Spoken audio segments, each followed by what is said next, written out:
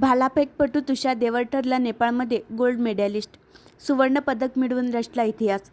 भालाफेक खेळाडू तुषार देवर याने नेपाळमध्ये आयोजित आंतरराष्ट्रीय स्पर्धेत सुवर्णपदक जिंकून भारताच्या क्रीडा क्षेत्रात मोठे योगदान दिले आहे। त्याच्या या ऐतिहासिक विजयामुळे गावात जल्लोषाचे वातावरण असून ग्रामपंचायत निंबी मालोकर यांच्या वतीने भव्य सत्कार समारंभाचे आयोजन करण्यात आले। तुषारने आपल्या मुलाखतीत सांगितले, प्रत्येकाने आपल्या ध्येयावर फोकस करायला हवे आणि विद्यार्थ्याला त्याचे स्वप्न साकार करण्यासाठी प्रोत्साहन द्यायला हवे। तसेच आपले अंतिम लक्ष्य ऑलिम्पिकमध्ये भारताचे प्रतिनिधित्व करणे असल्याचे त्याने स्पष्ट केले। त्याने आपले संपूर्ण श्रेय आजोबांना दिले असून वडील पुंडलिक देवर यांना देखील मुलाला या अद्वितीय कामगिरीचा अभिमान आहे। गावातील प्रत्येक व्यक्ती तुषारच्या यशाने प्रेरित झाली आहे। ग्रामपंचायतीच्या वतीने भव्य सत्कार तुषारच्या शालेय शिक्षणाची सुरुवात जिल्हा परिषद शाळा निंबी मालोकर येथे झाली होती। त्यामुळे त्या शाळेतील शिक्षक आणि विद्यार्थ्यांना देखील या यशाचा विशेष आनंद झाला आहे। या सत्कार समारंभाला ग्रामपंचायत निंबी मालोकर यांच्या वतीने विशेष आयोजन करण्यात आले होते। शाळा सुधार समिती सदस्य अजय इंगोले यांनी आपल्या भाषणात विद्यार्थ्यांसाठी आणि पालकांसाठी एक व्यापक संदेश दिला।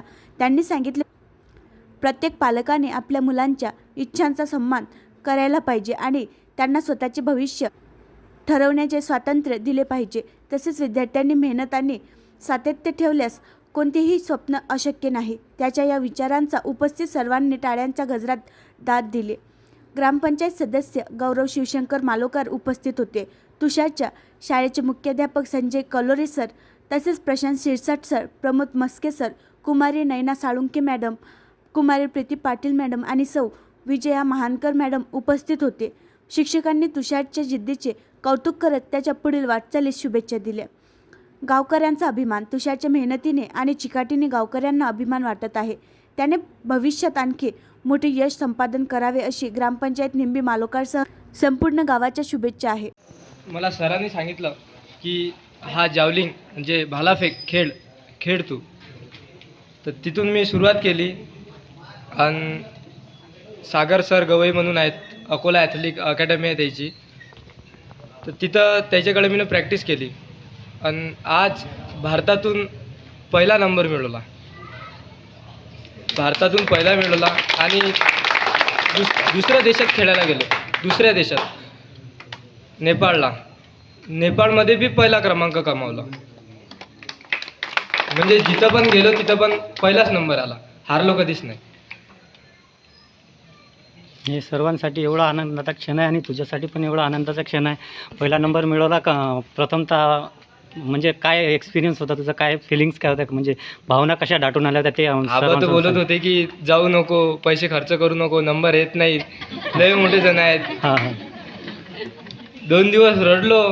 अच्छा, मग कुठं आबान जाऊ दिलं, आबा म्हणत येतच नाही नंबर, आणि वाटलं नव्हतं की नंबर येणार म्हणून। आणि तू प्रयत्न कंटिन्यू ठेवले आणि हे जे तू यश मिळवलं यामध्ये तू क्रेडिट कोणाला देणार आहेस? सर्वप्रथम आव्हानांना क्रेडिट देणार आहे। आणि या फील्डमध्ये तू जे स्पोर्ट्समॅनशिपमध्ये जे चांगलं यश संपादन केलं, तू काही मॅसेज देऊ इच्छितो का? फक्त एवढंच म्हणणं आहे की घरच्यांना मुलाला खेळू दिलं पाहिजे, पुढे जाऊ दिलं पाहिजे। जे त्याचं मन असते, जे तो करू शकते ते त्याला करू दिलं पाहिजे। मित्रासाठी काय संदेश आहे? आणखी काय सांगशील? बस जे त्याच्या मनात आहे ते त्याने केलं पाहिजे, बाकीच्या इतर गोष्टीत ध्यान जरा कमी दिलं पाहिजे। याच फील्डमध्ये तुझा फ्युचर प्लॅन काय आहे आता ऑलिम्पिक। अच्छा, ऑलिम्पिकमध्ये मेडल। आमच्या MCN न्यूजतर्फे तुला खूप खूप साऱ्या शुभेच्छा। आणखी नवीन व्हिडिओ पाहण्यासाठी आमच्या देशमुख एक्सप्रेस न्यूज चॅनलला सबस्क्राईब करा, लाईक करा आणि शेअर करा।